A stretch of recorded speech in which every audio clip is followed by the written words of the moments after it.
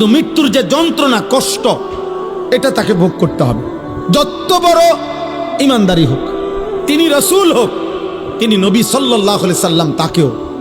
এজন্য হাদিসের মধ্যে আছে, বিশুদ্ধ হাদিস, আল্লাহর নবী সাল্লাল্লাহু আলাইহি ওয়াসাল্লামের স্ত্রী আম্মা জান আয়েশা রাদিয়াল্লাহু তাআলা আনহা তিনি বর্ণনা করছেন, ইন্তেকালের পূর্ব মুহূর্তে নবীজি সাল্লাল্লাহু আলাইহি সাল্লামের যখন মৃত্যু যন্ত্রণা সাকরাতুল মউত শুরু হয়েছে, আম্মা জান আয়েশা তখন সামনে, আয়েশা রাদিয়াল্লাহু তাআলা আনহার বুকের মধ্যে নবীজির মাথা মোবারক।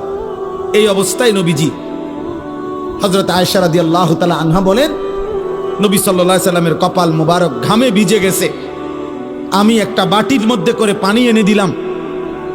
আম্মা জান আয়েশা বলেন, বারবার নবীকে দেখছিলাম, আল্লাহর নবী সাল্লাল্লাহু আলাইহি সাল্লাম তার ডান হাত মোবারক ওই পানির মধ্যে ভিজাইতেছে আর কপাল মুছতেছে আর দোয়া করতেছে, আল্লাহুম্মা আইন্নি আলা সাকারাতিল মাউত, আয় আল্লাহ, মৃত্যু যন্ত্রণার এই মুহূর্তে আপনি আমাকে সাহায্য করেন। আল্লাহুম্মা হাফফিন আলাইয়া সাকারাতিল মাউত, আল্লাহ আমার মৃত্যু যন্ত্রণা সহজ করে দেন। এরপরে বলছেন, লা ইলাহা ইল্লাল্লাহ, আল্লাহ আপনি ছাড়া কোনো ইলাহ নাই, ইন্না লিল মাউতে সাকারাত, হায় মৃত্যুর বড় ভারী যন্ত্রণা।